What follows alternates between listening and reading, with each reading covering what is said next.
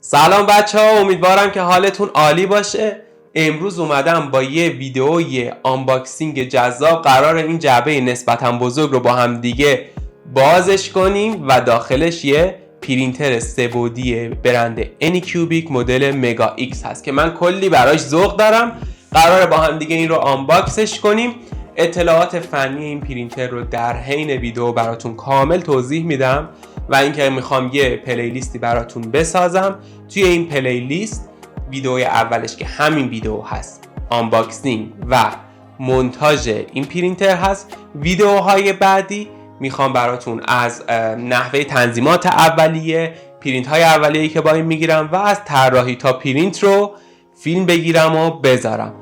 بچه‌ها اگر از اینستاگرام دارین این ویدئو رو میبینید حتما لایک کنید، کامنت بذارین و برای دوستاتون بفرستین و خیلی خوشحال میشم اگه حمایت کنید رو از یوتیوب این فیلم رو ببینید و سابسکرایب کنید، زنگوله کنارش رو بزنید، کامنت انگلیسی بذارید تا ساباتون نریزه. بریم با هم دیگه این آنباکسینگ جذاب رو ببینیم.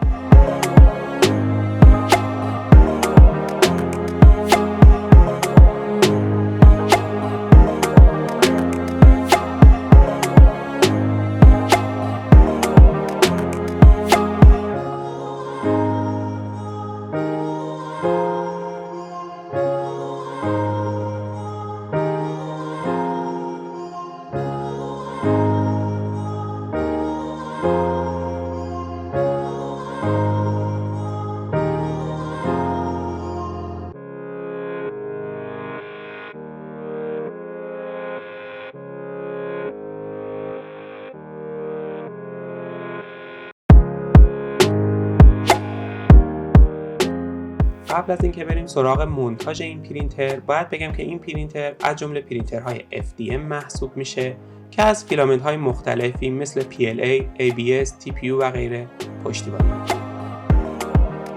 با ابعاد 300 در 300 در 305 میلیمتر میتونه چاپ کنه که این ابعاد توی پرینترهای 3 بعدی رقم بالایی محسوب میشه. سرعت چاپ بین 20 تا 100 میلیمتر در ثانیه رو داره و با نازل 14 میلیمتری میتونه وضوح لایه‌ای بین 500 تا 3 میلیمتر رو چاپ کنه.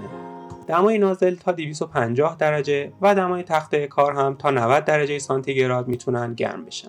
همچنین صفحه نمایش لمسی داره، قابلیت اتصال کارت SD و کابل USB رو هم داره. خود چاپگر ابعاد 50 در 50 سانتی متر داره و وزن حدود 19 کیلوگرم. از جمله مواردی که این پرینتر رو نسبت به سایر مدل ها متمایز میکنه میشه گفت چاپ با ابعاد بزرگتر، لیبلینگ یا تراز کردن آسونتر، محور وای دوگانه، امکان چاپ فیلامنت های منعطف پذیر مثل TPU و مهمتر از همه محور Z با پیچ های دوگانه که سبب میشه محور X که نازل روی اون قرار داره همیشه تراز بمونه و احتمال اشتباه توی چاپ رو کاهش میده.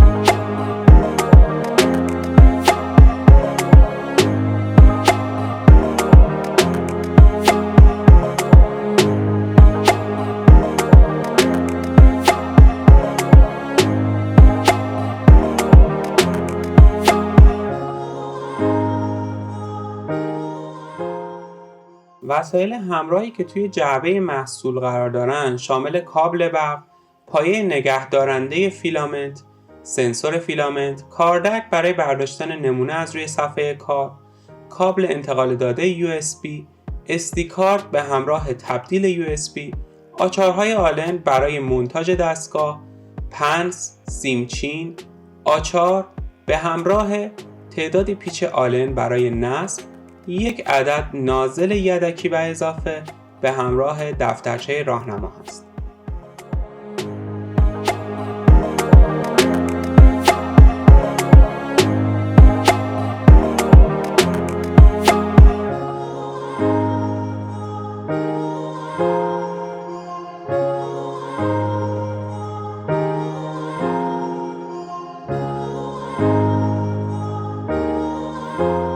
برای مونتاژ دستگاه فقط کافیه که شما 14 تا پیچ آلن رو ببندید و 4 تا سوکت از پیش تعیین شده رو سر جاش بزنید.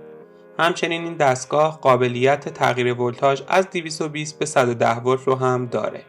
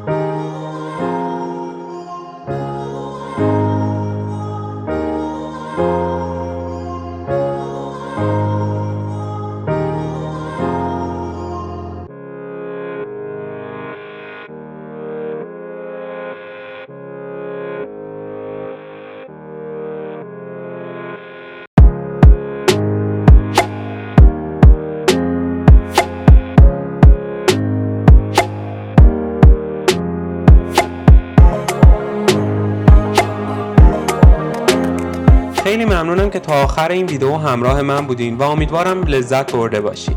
دوستان فراموشتون نشه که این ویدیو رو لایک کنین، برای دوستاتون بفرستید و نظرتون رو برام کامنت کنین. همچنین منتظر ویدیوهای بعدی من باشین و برای همتون آرزوی ثروت و سلامتی دارم.